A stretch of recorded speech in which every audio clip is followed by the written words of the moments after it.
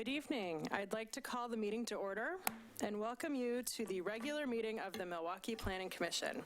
Agendas and additional copies of staff reports are available on the table in the hall. If you have not picked up an agenda, please do so. It contains important information about the process. If you wish to be included in the mailing list for a decision, please add your name and contact information to the sign-up list located on the table in the hallway. If you wish to testify, please also fill out a yellow comment card. We will follow the basic format listed on the back of the agenda. It includes the hearing procedure steps. We may vary from the process based on the specific circumstances of each hearing, as we are tonight. Next on the agenda is approval of minutes from the January 22nd, 2019 meeting. Does anyone have any corrections to make? No. I have a comment, Chair Travis. During the election, which is 7.0 on our things, it says Commissioner moved and Commissioner Argo seconded. I don't know the commissioner that made the motion. And if the person who didn't know that, then it should be a commissioner, right? Sure, that'd be fine. Okay. I will entertain a motion to approve the notes as amended. I'll make a motion to approve the minutes as amended. All those in favor? Aye. Opposed? The notes are approved. All right, informational items. Are there any informational items from staff? I do have an informational item.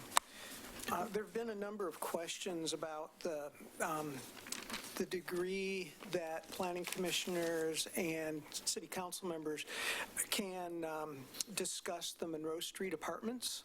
And there's been enough discussion about that we wanted to make a statement on the air. In late July, the applicant, JDA, submitted their development application, and that application was found to be incomplete for a couple of different items, and we've notified them of that, so we still don't have a complete application. And that's pretty normal. I mean, there's a lot of applications that aren't complete on the first submittal. We're not quite certain when that's going to be resubmitted at this point, but they're working on it. With that application in July, they submitted under a process that sought sort of administrative staff review, design review for that. And under that process, that's something that's allowed specifically by the code. We actually changed the code to allow that type of process for developments in that district. The thing about that process, it is one where staff reviews the application. We work with engineering and judge that application against the criteria in the code. And when that is found to be in compliance with code, we issue a notice of decision that gets mailed out to the NDA and to different surrounding property owners. In this case, when there's a decision made, it's possible that decision could be appealed to the Planning Commission. And so because of that possibility, the commissioners need to be careful about what ex parte contact they may have related to this development. And again, ex parte contact is any communication about a project outside of the formal hearing process. So it could be, a discussion at the grocery store. It could be an email. It could be a phone call, any kind of written material. So those are the things that would be the types of information that you might be able to, that might influence how you approach it. So you're supposed to sit as a impartial tribunal and judge what is presented in the hearing and weigh that information so that the applicant has a fair chance of, and the opponents both have a fair opportunity to present the information. The other thing about ex parte contacts is it can be if you have them, you can be disqualified from participating. Someone can object. If you have ex parte contact, it can also result in a procedural error that, if it gets appealed to the courts, it could be remanded back to correct that procedural error. So there's issues like that come up that are important to be aware of. We have also informed the City Council of this and have recommended that they also avoid any ex parte contacts at this point in the process, because since it is not a complete application, we're still yet not sure how they might resubmit. So there's a number of different choices they need to make in making that submittal, and it could be that the way they submit it requires it to go directly to the Planning Commission instead of through that administrative process. If it does go directly to the Planning Commission, then the appeal body becomes the council, and so they need to be careful as well. So until we understand the nature of the application, the council really shouldn't be having any kind of ex parte contact. I'm going to tag Justin and see if he wanted to add anything to that. I don't have much to add. I thought you did a good job summarizing that. The critical part, or critical time period right now, is between when the application was submitted and when it's deemed complete. And as Denny noted, we don't know what the final submittal is going to be. It could change substantially. It could change very minor tweaks to the application, but until we actually have the paper, we can't determine which process we're going to need to follow. And so to protect the process and protect the impartiality that the applicant's entitled to, we've advised, of course, the Planning Commission, but the City Council as well, to abstain from ex parte contacts until such time as we're able to make that determination. Thank you. Okay, I have one other announcement, and it's really about the forecast for future meetings, but I just want to... Well, can I ask first if anyone has any questions? Are you willing to answer questions about that ex parte contact? Does anyone here have any? Okay. I think we understand. Thank you. Good. In the forecast for future meetings, I just didn't want to forget that the Railroad Avenue subdivision is going to be continued. We discovered in the review process that, in fact, there was another issue that needed to be addressed. So that's going to be delayed to a later date. It may be October 22nd, just not sure at this point. So we may end up canceling that October 24th meeting. September 24th. I'm sorry, the September 24th meeting. Great. Thank you. All right. So I am not taking audience participation tonight. Normally we offer an opportunity to comment on items that are not on tonight's agenda, but due to some of the complicating factors in these hearings, we're going to not take any audience participation tonight and go ahead and open the public hearing and explain that process to the folks in the audience. The public hearing on the Elk Rock Estates development is called to order. The purpose of this hearing is to consider application file number NR-2018-005. The Commission initiated this hearing on May 28th, continued it to July 23rd, and then continued it to today, which is September 10th, 2019. The applicant has the burden of proving that the application is consistent with the City of Milwaukee's zoning, subdivision ordinance, comprehensive plan, any applicable municipal code provision, and that the proposal conforms with all of the city's applicable criteria.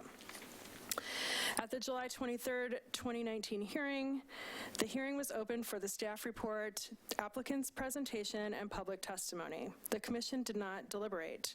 The Commission closed the public hearing, but the record on this application was left open for written testimony pursuant to Milwaukee Municipal Code 19.1009.11D. as followed. Until August 6th for anyone to submit arguments and evidence, until August 13th for anyone to rebut the first open record period submittals. The staff report was then posted on August 27th, and until September 3rd for the applicant only to submit final written argument without new evidence pursuant to MMC 19.1009.11F. The record closed on September 3rd. The Planning Commission's deliberation this evening will be based upon the evidence already in the record. Any party with standing may appeal the decision of the Planning Commission to the City Council. Persons with standing are those who have submitted written comments or testified in person or signed the Planning Commission attendance sign-up sheet in the hallway.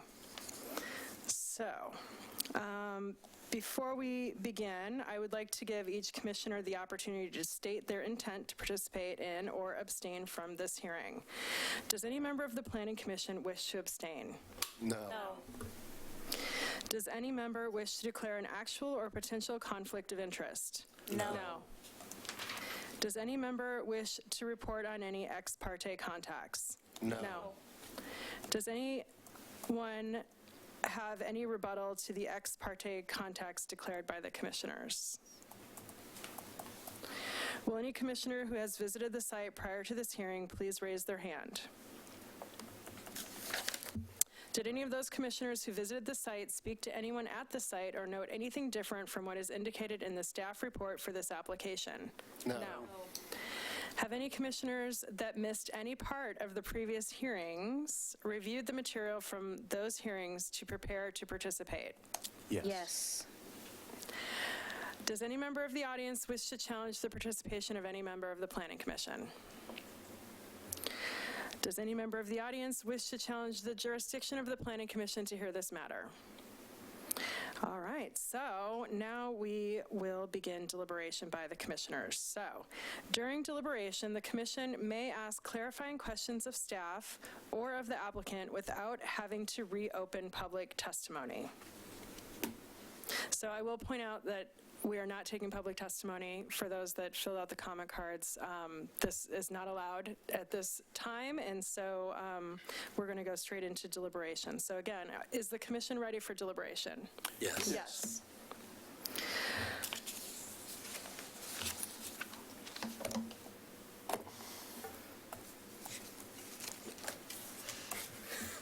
Who's going to start deliberation? So there's a lot to unpack and Yeah. a long record to get through, and I was hoping I could start by just asking a question of our attorney, which is, in the event the commission were to make a finding of denial, are we able to, are we required to make findings on all of the issues before us, or is it a matter of one item for denial would be sufficient to close the record and end the hearing? That's a good question. I think through your deliberations, you will probably highlight some items that lead you towards denial, and we have proposed some findings for denial that you would use, and I'd probably request that you work through those so that we can issue some grounds for the denial that the applicant will then, if they choose to appeal the decision, or if anybody else wishes to appeal the decision, they'll have a record that they can base that off of. Okay. And so the idea, whether you seek to approve or deny the application, I think staff and myself are here to help work through some conditions for either eventuality so that we can come back to you in October with those memorialized. Mm-hmm.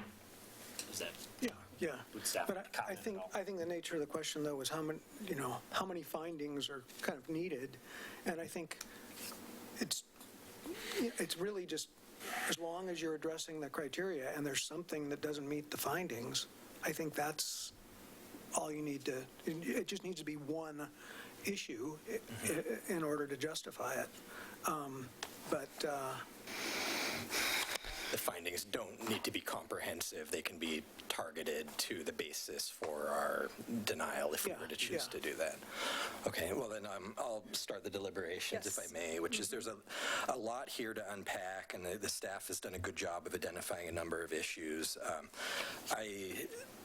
find that to me, there's one place here where it's clear that the applicant is not meeting the criterion, which is the residential cluster development is very evident in the code to be a discretionary process. There was a lot of back and forth with the lawyer and staff, the applicant's attorney and staff around whether that is a discretionary process or a mandatory process. I don't think we need to make any findings. I read the code. It uses language like may use this process. It's an optional process. The applicant chose to use the residential development cluster process, and that process requires an alternatives analysis that demonstrates that the impacts are being mitigated to the max, avoided or mitigated. And in the staff report, the consultant ESA requested additional alternatives to show other types of development other than detached homes, to show alternate placements on the site, and that did not occur, and that to me is very clearly not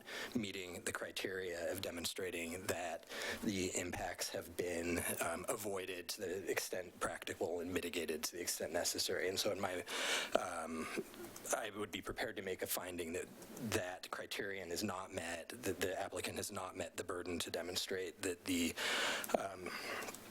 development has avoided and mitigated and performed an adequate alternatives analysis to get to that fact. And I would be prepared to make a finding and vote to deny based on that fact alone. And if the commission agreed with me, it would, we are not required to make findings about the Greenway or about the other issues. So I'm interested if other folks here had the same read on the alternatives analysis, and maybe we could focus on that component, because that to me was the most obvious finding to make. It was in the first couple pages of the staff report. Yeah. I concur with what you said, and you know, I mean, I feel similarly about the floodplain ordinance, and you know, kind of our responsibility to make sure that the evidence on the record is, you know, indicates that there's a substantial probability of approval by FEMA or other, you know, federal or state agencies, and I'm not sure that we have that, that threshold is met. You know, to tell me that that we have substantial evidence that would be approved as, you know, as put in here, and if they needed to, you know, to amend the designs to accommodate, you know, new or different, you know, a different technique, you know, for development in the floodplain by FEMA, and since, you know, we've seen in here that what they're proposing is, you know, is discouraged or is not consistent with the guidelines, you know, that FEMA has, and so I don't know that threshold has been met, and so I agree we only need to produce one finding to justify denial. I think we have two.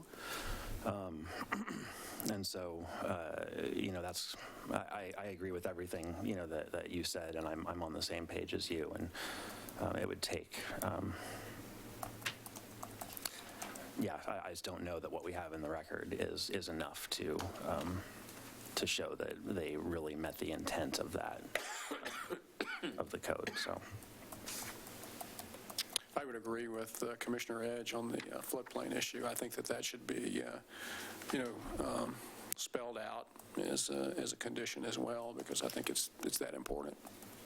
So I would just add that it's not enough to just simply condition it. We need to see evidence in the record that indicates a likely probability of approval by the federal agency, and I don't think we have that. And so we can't just condition that. That could be overturned on appeal.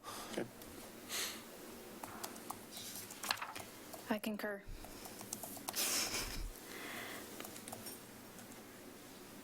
Man. Can I ask Commissioner Burns some questions? And what I would like to ask him this question is because he is a professional.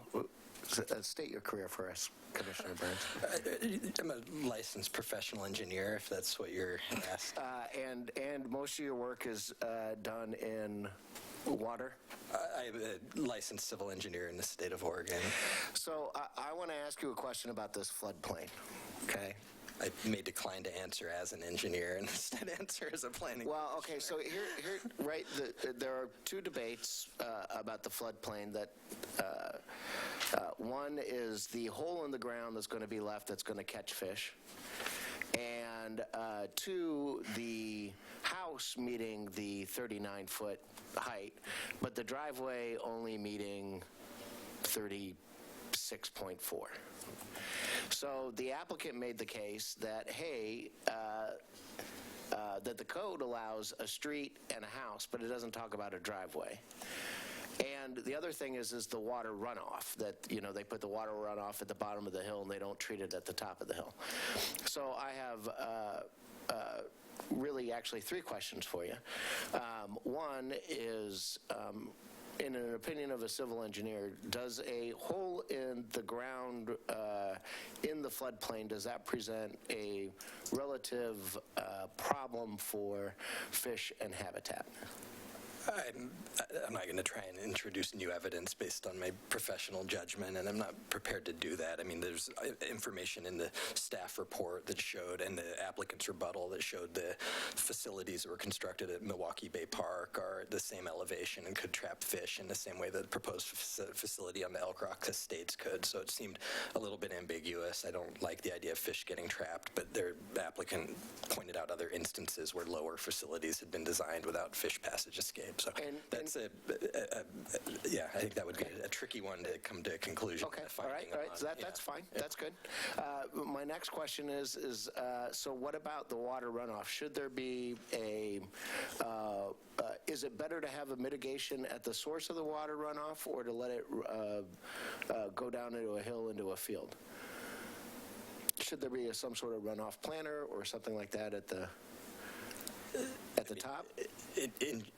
There's benefits to different types of facilities. Source control is, you generally want to control pollution closer to the source where possible, but sometimes larger facilities further from the source can be more beneficial because the real estate's available or it's more cost effective. So that's a nuanced design decision that a design engineer would need to make, and both types of treatment are routinely applied. Okay, all right, thank you for that. And then my last question is about the height of the driveway. So what I really worry about is that if there's a flood, you end up capturing all that water onto the driveway because it's the low point, and you pin it between the street and the house. Driveways have to either go. Should there at least be a grate into the driveway that runs off into a water runoff, or how does that work in the water world? Yeah, I'm not really wanting to comment on drainage design in general or in the specifics at this site. I'd leave that to the engineers at the city and the applicant's side to get into the specifics of that. But sure, you want to drain your low points. Okay. All right, so here's the deal. Okay, after these questions now. Okay, so, there are two principles that are conflicting with myself on this. One is that I hate the term of the nasty developer because it is private property. They are allowed to do what our code allows them to do. And yes, it's a business, and they expect to make a profit. Just as much as everybody else would be upset that if somebody told them that they couldn't paint their house red, it is the same kind of thing. On the other hand, I do have issues about the floodplain.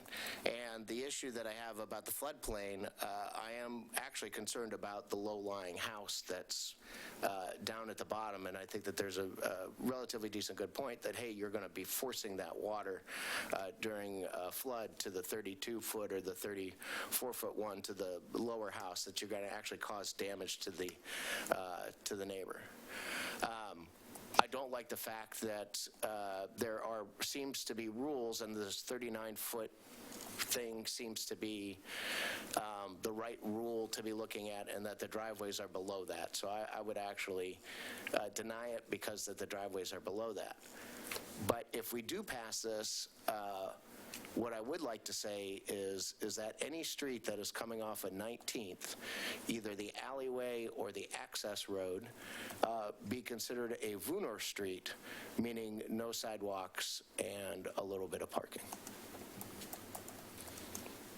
Yeah, I personally hadn't wanted to get into the detailed debate about the height of the roadway and the height of the driveway, knowing that there are building permits that must be issued and that the process to handle, some of the factors are in front of us around whether there's sufficient information in the record to determine that the floodplain impacts are adequately mitigated, but the detailed design is not really part of our criteria to approve or deny. So I have some concerns like you do, but I'm trusting the process and the issuance of permits and city engineering department to make that particular determination. And That's most appropriate. Any other? I mean, we've raised a couple of key places where we don't feel the code is met. I'm not sure if we really need additional deliberation at this point, or if we're satisfied with our conclusions based on lack of alternatives analysis, and that the record doesn't have enough information about the natural resource and the justification of the in the record from a federal agency. Is that your? So we could someone could prepare a motion directing staff to develop draft conditions of denial that are simply focused on the alternatives analysis and the lack of demonstration of compliance with the floodplain mitigation rules, and then staff would prepare those limited findings for us to finally provide a final vote on October. I would be willing to deny on the basis of the floodplain, but I have a really hard time with not enough mitigation design. Okay. Would you, others, seemed like we had five out of 6 who were willing to move forward, so we could debate it, or we could just go with the simple majority rules. If you have more, would you like to have more of a conversation around it, Greg? Or? No, I don't care. Okay. Well, we can make this as easy as we want. Joseph and John Henry in particular, since you were the most articulate on this point, we were wondering if you could restate kind of the floodplain issues so that we can make sure we get that. The other thing, I guess, are there things in the draft findings that get us there in terms of what you want? Or is it something else? I mean, I agree with the draft findings of denial with respect to MMC 18. So that's finding 5. And I think we could, probably just take those as is, because we're talking about the foundation type and the lowest occupied floor or the lowest enclosed floor, and whether that's a basement or a crawl space, or and how FEMA is going to interpret that. I don't have substantial confidence that FEMA is not going to require them to elevate, bring up the elevation, which would substantially change the design enough that we would need to have another review. So the one thing I heard you say earlier was that you felt since they hadn't gone through that process of getting the LOMAR and doing the different FEMA procedures, that you felt that was important for your decision. Mm-hmm. So I think I don't know that that's written clearly in here, and that's probably something that we could try to expand upon. So that would be on page, is it 79? Oh, that's the natural hazards element objective number 1. Policy number 4. I'm not sure that there's any motivation for us to find more than one finding of denial on this, that we can remain silent. And the outcome is the same from the perspective of this hearing. Yeah, I mean, it's ultimately the findings of denial for Chapter 18 do, I think, cover all of the bases as far as, demonstrating that it's not compliant with the federal guidelines. And And so, no, I don't think that we need to, pile on necessarily, but, Okay, I just wanted to make sure that was, if, I mean, it's, you're ultimately talking about the flood velocities and and the enclosed, crawl space, basement, garage, whatever it is, and, whether or not FEMA would approve that is unclear. okay. Yeah, and I'm admittedly trying to short-circuit some of what I see to be very hard conversations that we could be interesting to have, but if they're not to the benefit of the applicant or the commission or the city, let's I agree. not From an force academic them. Yeah. perspective, it would be fun conversation. I think that's, I appreciate what you just said. It helps.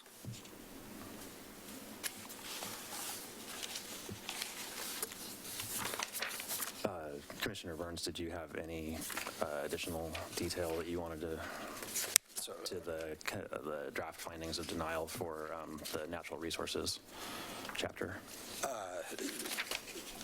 No, I think if we were to direct staff to prepare the findings for denial based on finding 5 for flood hazard regulations, and Can you please reference the page number so we that's can? page 67 has the start of finding 5, and then which is the finding for the alternatives. Looking at the wrong page number. It's a little deeper.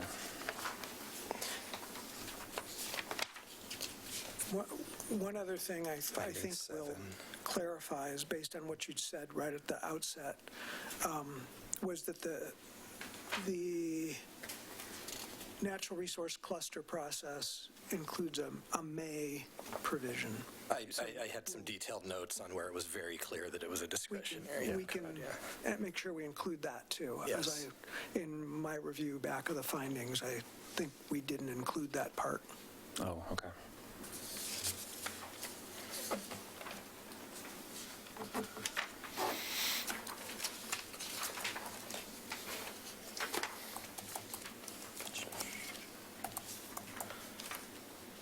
It's on page 84.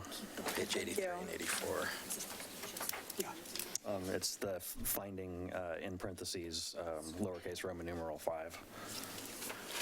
Demonstration that no practicable alternative method or design exists that would have a lesser impact on the resources, and that the impacts are mitigated to the extent practicable.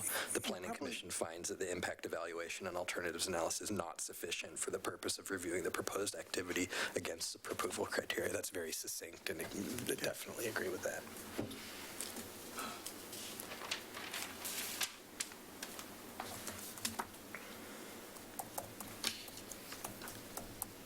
Do you guys have what you need? Or do you need us to restate any additional items here? If I may, my only question regarding the natural resources portion of the findings is if you would be okay with us actually including that entire section of findings rather than cribbing it down to just the alternatives analysis? I just wanted to highlight the specific, Certainly. page, so that we could track to it and see where it was. But I think that the But- whole finding is appropriate. It all links together, I think, so I would that's all right. maybe prefer not to make any findings about the mitigation plan. Okay. I just feel that that's a long, hard conversation that we don't have to have if the commission's prepared to move forward with the denial. That's fair. No, thank you very much.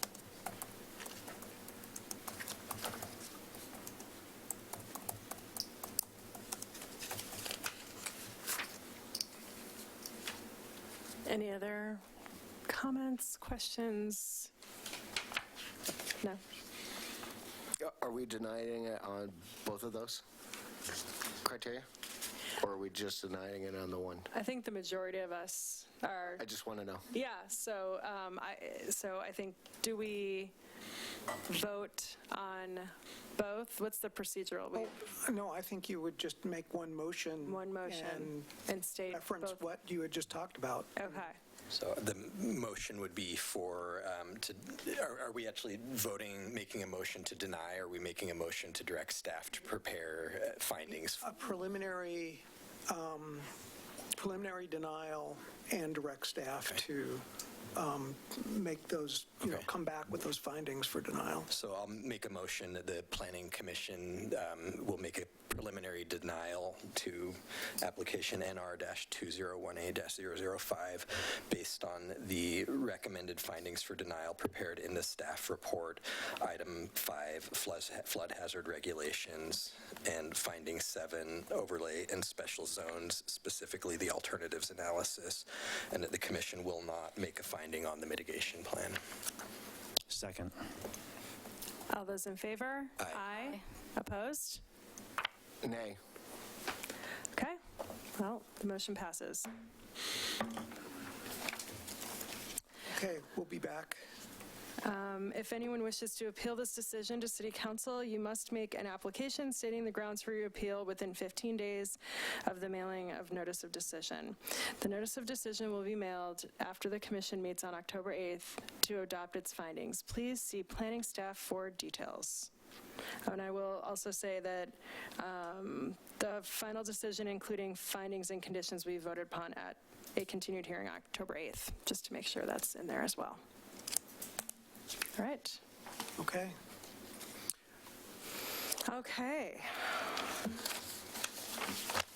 Next on the agenda, work session items. Well, we thought that might take a little longer, so we didn't have any. Got to have an update from CPAC, right? We could do that. I think that's the next Or item. that would be Planning Department, other business. Okay. We could do that. All right, no work session. We're cool with that. I'm sorry, ma'am, we're not allowed to. What was the decision then? Is it denied or is it held over or what? The decision is that it's a preliminary denial, and staff is going to come back, and we will have a continued hearing on October 8th.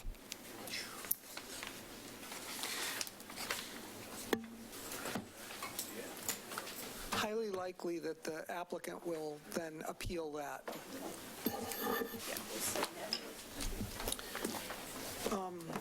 Okay, the CPAC. Robert was there. Thank you for coming, Robert.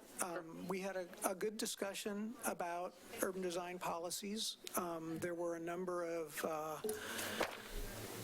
tweaks and adjustments that were made, and then there was some discussion about that final policy about the distances for eligible zone changes.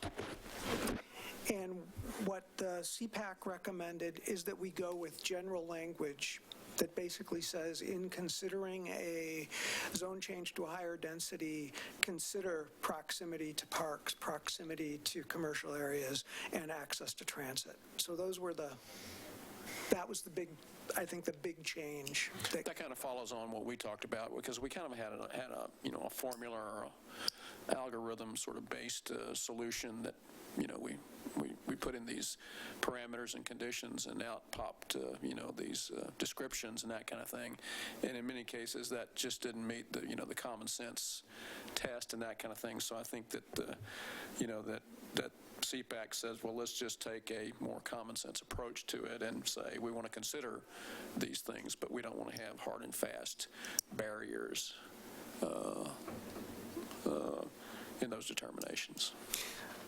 The illustration, the map illustration, had pointed out a couple of things that didn't make sense. Perhaps the area around the Safeway limited to medium density. So those although I think what that map does for us is it's still a representation of sort of what that would mean ultimately, but it's. I think the map is instructive as an opening discussion. Yeah. Yeah. So with that step going through CPAC, we're not going to come back and pin down those urban design policies. They're just being rolled forward into the full package. Mm-hmm. So we scheduled, I don't know if we scheduled the date or not, but we promised CPAC we would return with a package, a comp plan package, the whole thing for them to look at about the same time.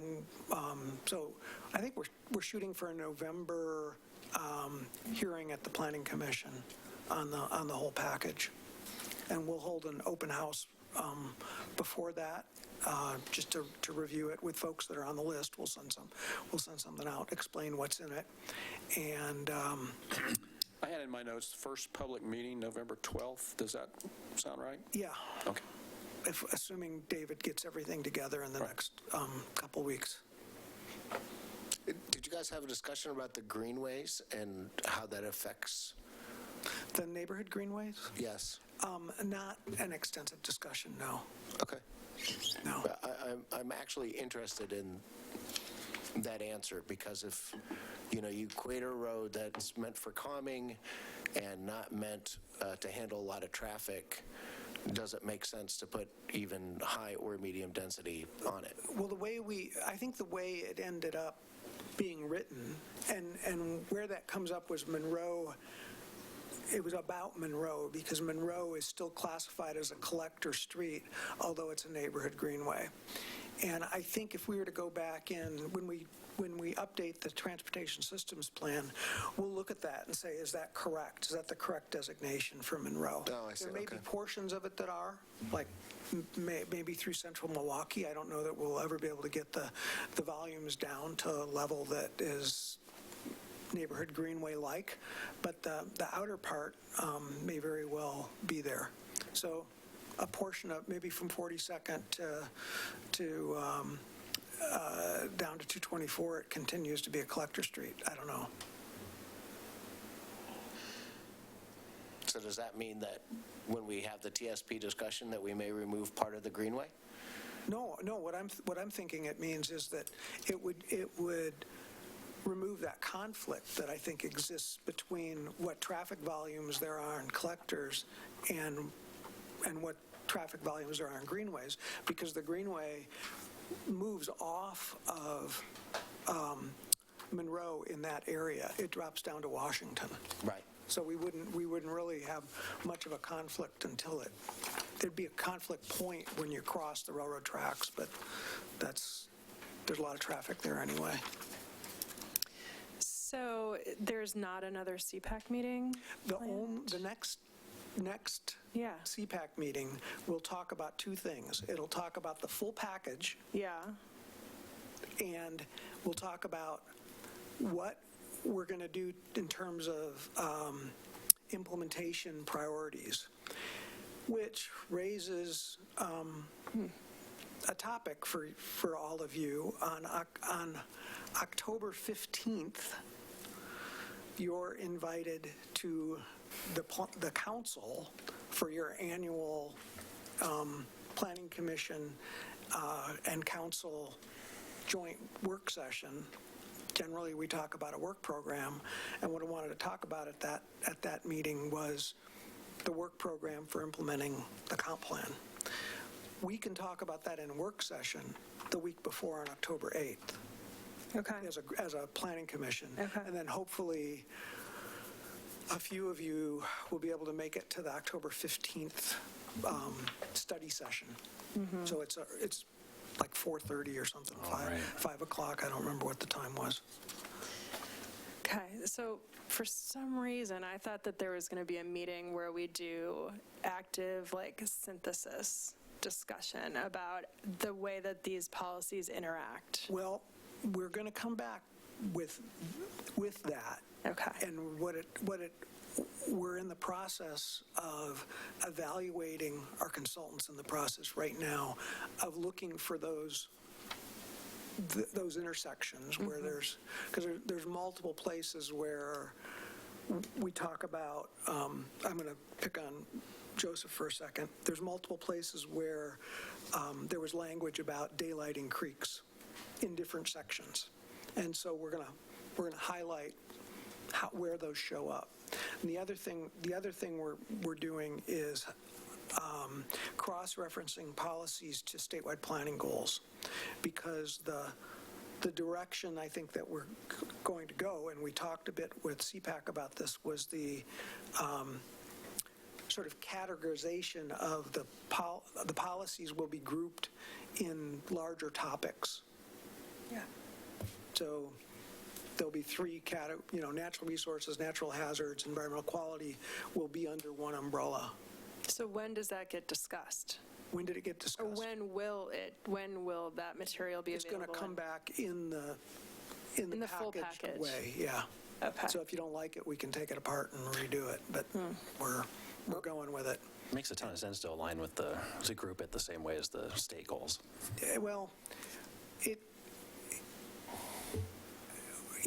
the movement in more recent plans has been to try to do it in something that felt more, I don't know if logical is the right way, but like topics were grouped together. Yeah. And, but still have a pathway to figure out what that connection is. And so that's what we're going to try to do. So I also wanted to ask, has there been any consideration given to seeking early adopter assistance from the state regarding the HB 2001 early adopter assistance? There has. Okay. Okay. David had been in communication with DLCD staff about being a pilot. So that potentially is happening. I've done just a chart that shows all the different tasks that we've got facing us with implementation, and then a 3-year timeline, basically, to try to get at everything. And that is what I want to talk about on October 8th, and then talk about with the council on October 15th. So we'll see what, I mean, it's kind of scary, is what was my reaction to it.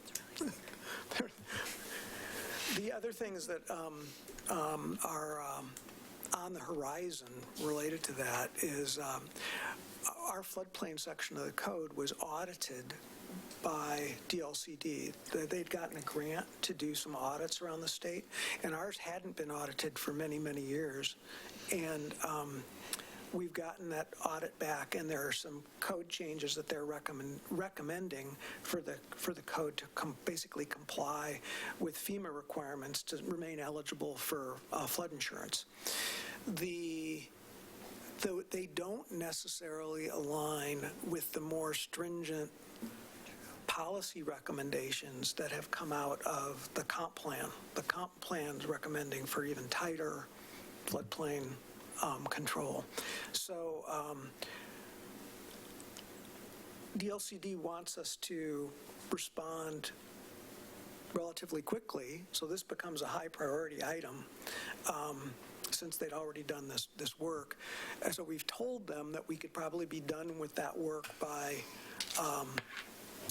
mid-2020, but I think what that means is having a draft done by the end of the year, and then coming to you in work session, and then going out to the public, the properties that are affected, and saying, and then having that discussion. I don't think it's going to be a pretty discussion. Well, there's a lot of industrial land that has floodplain. These two are probably going to be working on that. There's a number of other projects, but that was one that has another timeline kind of driving it, in addition to the House Bill 2001 work, which has a timeline, but it's a little longer. Yeah. It is longer, but at least they're offering assistance. Yeah. For the early adopters, rather than the floodplain one where we just have to respond. Well, that's true. Yeah. Another project that I just talked to DLCD about, their staff today, is trying to get some assistance like we'd gotten for the 19th Avenue Werner project, if you recall that one, TGM grant, quick response grant, to look at how we do bike facilities between the Hillside Manor and the Monroe Greenway. Basically through or around the Murphy site. How does that happen? Because today our plans show it coming straight down through Murphy and then trying to cross Harrison near the railroad tracks. And I don't think we're ever going to get the railroad to accept that the way we've done it. We've showed it in our transportation systems plan and the Central Milwaukee plan. So some sort of maybe a bike boulevard or something along a portion of 32nd might be a reasonable solution. But I'm hoping we can get somebody who does a lot of bikeway design to come up with a strategy for that. Had a good response. The staff person I talked to thought it sounded like a really good project. The thing that might hurt us is there are already 2 approved projects in ODOT Region 1, and they have a policy to distribute the money around, and that may be it. I don't know. Where's Adam when we need him? Yeah. Just kidding. So, So can we go back to the comp plan? Yeah. So just so I am clear, so there's not a meeting to discuss synthesis. This is something that will occur in the, I guess, the work session that we have. yeah, I mean, we're going to bring you a synthesized plan. But CPAC won't meet again. to No, the review. CPAC Okay, will. sorry, when The is CPAC that? will meet Okay. again. But what they're going to meet on is a draft, which Yeah, will try to synthesize those okay, interrelated policies. great. And do we have a date for that, or? I don't recall. So what's happening November 12th? Hopefully, we're having a public hearing. On the, adopting the comp plan at that time. Oh. So then the CPAC meeting will need to occur, Prior to that. obviously, prior to that. November 11th. But there's an October open house. But yeah, we're going to compile a draft plan, and we're shooting to try to hit the goal of having something to council in December or at the latest January. Okay. Thank you. I wasn't clear. So the CPAC is meeting again, hopefully prior to the October open house. Yeah, I believe we will. I think the open house will be close. It's going to be an informational open house, not we're collecting information from you. It's going to Yeah. be, this is what's in the comp plan. If you have concerns about it, come to the Planning Commission and testify. Okay. That's the nature of that open house. Got it. It's November 12th. Okay. Yeah. So, I wish I was a little more definitive, but David's the calendar keeper. No, well, that's helpful for me. 'cause And I that should confused me. know, but I'm, That's fine. Can I bring up one goofy thing that's been bugging me since we talked about Goal Absolutely. 1 Goal 9 1. years ago or whatever? Is it in the comp plan where we draw the lines for the NDAs? Or is that a legislative matter afterwards? in the comp plan today, there is a map that shows the NDA boundaries. So if you wanted to make changes, you would have to make changes to the comp plan, and this would be the time to do it, right? Or I don't think we said much about NDAs and specifically about the map when we looked at the policies. But if there's something we want to do with that. So can I throw this out? It seems awfully odd that Historic has a section of their neighborhood across Highway 224, the Great Barrier Reef of Milwaukee. And it does seem odd that Hector Campbell doesn't go all the way out to 32nd since they meet in the public safety building as well. You've been talking to your compatriot? No. It just doesn't, I mean, all I'm saying is that Aschenbrenner, then. is that I know that the original lines were basically drew around school districts, which, it doesn't, but now if you could do a hard, fast line on the roads, it makes a little bit more sense. Okay, we can, do you know what Historic Milwaukee thinks of that by any chance? Are they okay with that? Have you guys had any conversation? I haven't had any conversation with him. And do we know what Ardenwald feels about, You know, they do have an NDA leadership meeting that it could be addressed at. okay. Jason Watch is in charge of that.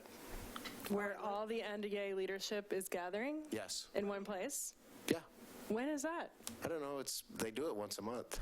Oh, You wanted to go out and meet? well, I just think, David had raised that. I know. Well, first of all, I've been wanting to meet with the NDA land use chairs for over a year now, so just to. Well, you know, put they go to every NDA meeting. I go to Meet with every. them collectively at Oh, once, I see. like all of them. So Why don't we invite them to the Planning Commission meeting?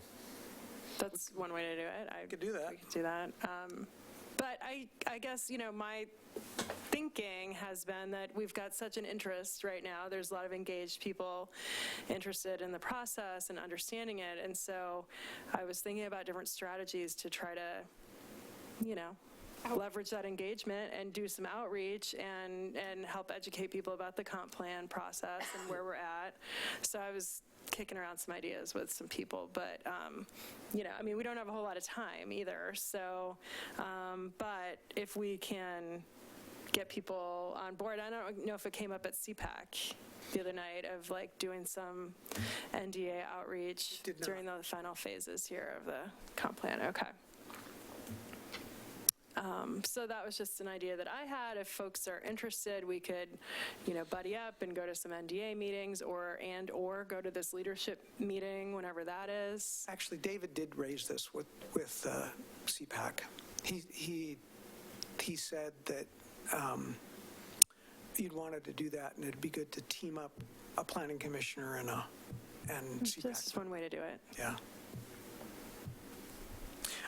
But do I remember exactly what was said about it? Everybody kind of hemmed and hawed, and some people thought it was I think it was as general as what you just like described. one more meeting, oh my God, that's I think what it was. But Well, you know there what? were some nodding heads. To help the burden of an extra meeting, if it's just a planning commissioner and a CPAC member, I'd be more than willing to help Chair Travis go around and do it. I go to all the NDAs about 3 times a year for different things, so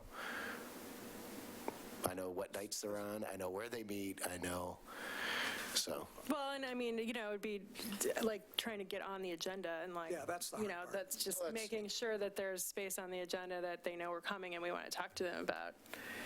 Yeah, and so September is the beginning of most of theirs. I know that Historic has been trying to do something different than just having a meeting. So in either October or November, they're having their meeting at the museum, for example. But now is the time to get on the schedule. So my suggestion to this is contact Jason Watch, find out when the NDA leadership meeting is. If you are unavailable that night, I'll be happy to go in your place if you wish. Or I can get you all the email addresses of the NDA leaders or whatever you need. I'm willing to help in all this. I think that's a brilliant idea. Well, David has started some of this. I just don't know how far he's gone. Okay, so I'll circle back to David on it, and then maybe David can do an email to all of us to inform us. Okay, that'd be great. The other idea I had, as long as we're on brilliant ideas, thank you. Yeah, Is, again, with the idea that folks are interested in being engaged, there's lots of things happening. Would it be a possibility to ever do some kind of walking tour where we would organize around some land use concepts and like be able to in real time talk about setbacks or building heights or whatever it is, driveway access, I don't know. We could pick a variety of topics that in like places and you or someone from staff could come with interested folks and point out some of these things as an educational tool. Yeah, we could do something like that. Layla Aman, the new community development director, who was our downtown development manager, has done a walking tour with the council in the downtown. And I think there are interesting aspects of downtown that translate to some of the other areas. I think downtown would be great. I also think, interesting around neighborhood hubs. Uh-huh. But maybe it's a sequence of things that it's, we have a little bit of time before it starts getting super rainy, maybe. Yeah, it's too bad. It's 2 days. This would have been a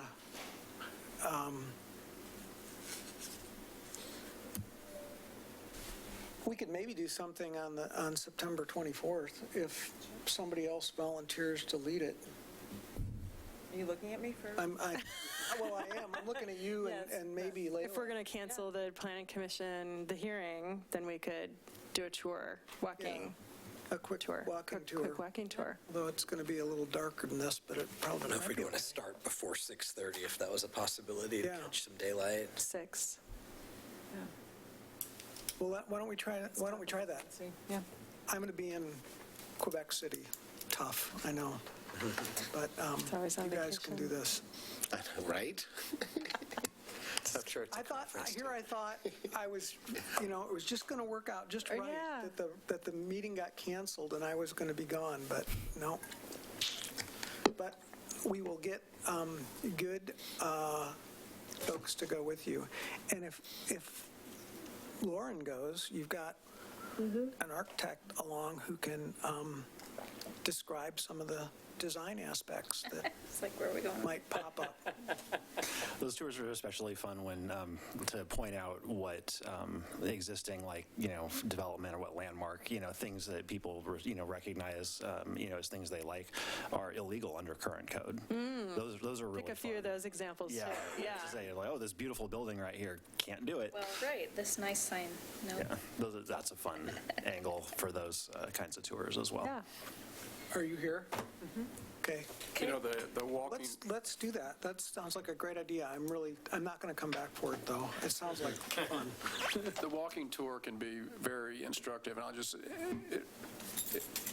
the historic NDA had a session last month, and basically, we walked the mill site at 27th and Washington. You know where the water wheel is? Oh, yeah. And we got the whole history of that, and it's absolutely fascinating. I don't know if the Historical Association is clued into all that, but it is a fascinating story. Did Gary lead the talk? Well, the property owner led the talk. Yeah, over there at Hager Pond. Yeah. That project is probably coming to you guys Yeah. as a natural resource review project. Yeah. I have some So ex parte don't talk about it conflict too of much. interest there. Okay, let's not do that tour. Okay, well, thanks for entertaining these ideas. I think that, we're at a really important time right now, and I think it's great that people are coming out to planning commission meetings. I think it's good to go out to them as well and try to foster some more of that engagement. Goal one, everybody. It's my favorite goal. Okay, thank you. We'll look forward to hearing back about that, and then outreach through the neighborhoods with David. With that, are there any further items for discussion? I will entertain a motion to adjourn. I move we adjourn. Second. All those in favor? Aye. Meeting's adjourned.